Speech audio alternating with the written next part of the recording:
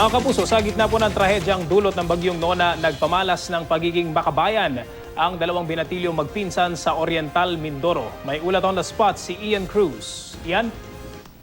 Yes, Cedric, umakyat na nga sa siyam ang kabuang bilang ng patay dito sa Oriental Mindoro. Sa impormasyong ibinigay sa GMA News ni Vincent Gahol, ang PDRRMO Chief ng Oriental Mindoro, dalawang bagong na italang patay at mula yan sa Kalapan, pawang mga nalunod umano ang dalawang biktima. Samantala, Cedric, tulong pa rin ang hiling ng ating mga kababayan dito sa Oriental Mindoro na labis nga napinsala ng bagyong Nona.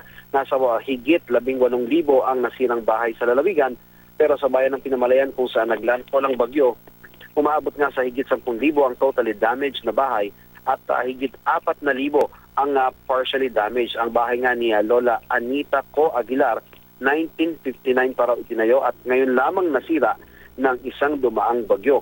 Napakalakas daw kasi ng bagyong Nona. Nananawagan naman siya kay Pangulo Aquino na sana raw ay maging patas ang pamamahagi ng relief goods sa lahat ng lugar. Pero Cedric, sa gitna ng dilubyo, lumabas pa rin ang pagkamakabayan ng magpinsan na sina Vince Domanais, 16 na taon, at Angelo Familial, 14 na taong gulang. Sabi ni Angelo, matapos ang bagyo ay nakita nilang nakalagpak sa lupa ang dalawang watawat, kaya naman kinuha nila ito. Ang isa nga ay nilagay nila at nagwawagayway ngayon sa harapan ng kanilang compound. Kapwa nasira ang bahay na magpinsan ng dumaan ng bagyo at hindi raw agad maayos ang bahay nila. Pero yung paglalagay daw ng watawat sa kanilang compound ay simbolo raw ng pagbangon ng kanilang bayan, ang Pinamalayan, Cedric. Okay, Ian, tanungin ko muna yung linya ng komunikasyon at saka yung kuryente, yung supply ng kuryente dyan sa iba't ibang bahagi ng Oriental Mindoro para dun sa mga kababayan natin na sinusubok na hindi makakontak dun sa mga kamag-anak nila dyan. Ano ang pwedeng gawin sa ngayon, Ian? Oo, Cedric, yung bahagi ng Kalapan at yung mga katabi niyan, talagang may signal na ng cellphone. Actually, nakakapag-internet na rin, parang umaabot na siya sa 3G.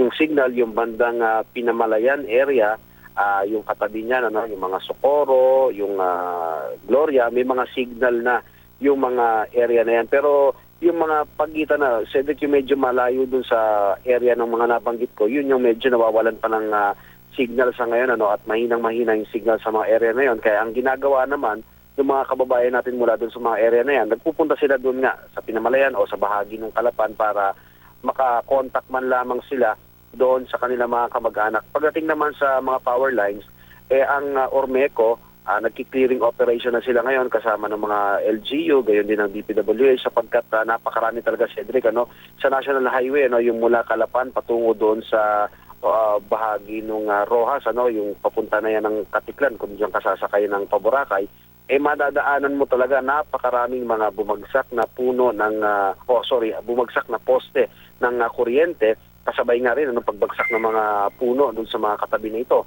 Kaya ang sa ngayon yung mga nagkakaroon lamang ng power ay yung merong yung mga gumagamit ng solar panels, marami rin pala kasi rito na gumagamit yan sa mga bahay, at yung mga may generator. So yung iba ginagawa nila, nakiki-charge sila doon sa may mga generator. At yun nga yung diskarte na gagawa nila. Tinitipid na lamang nila yung kanilang mga battery sa cellphone para kahit paano kung mag-text o tatawag na importante ay makaka-connect sila doon sa kanilang mga mahal sa buhay. Hindi lang dyan dito sa Pilipinas, kundi maging yung mga nasa ibang bansa na nakikita na nga ngayon sa pamamagitan ng mga pagre-report yung tindi talaga ng dinanas ng Oriental Mindoro sa pagdaan ng bagyong Sinona, Cedric. Okay, maraming salamat sa update na yan, Ian Cruz.